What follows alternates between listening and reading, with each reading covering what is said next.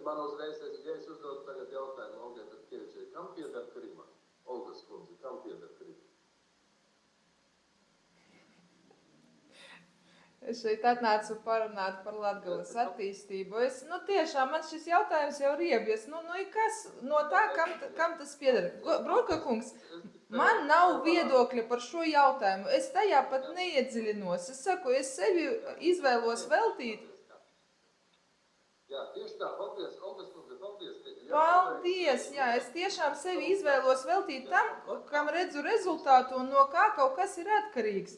Es dzīvoju savā valstī, man pasaulē notiek ļoti daudz karu, ļoti daudzas teritorijas ir aneksētas, pat Eiropas Savienībā ir teritorijas, kas ir okupētas gadiem ilgi.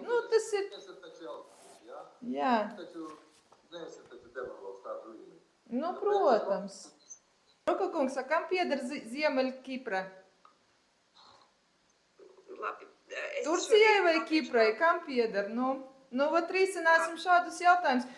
Punkts 1. Lai vienotu sabiedrību, nekād publiski nav jānodarbojas ar to, ko ir iesācis Broka kungs. Nekād. Tas nekādīgi nesekmēs vienotību, tas sekmēs tikai sašķeltību un dalīšanu savējos un svešajos. Tas nav tā. Mēs visi dzīvojam šajā zemē.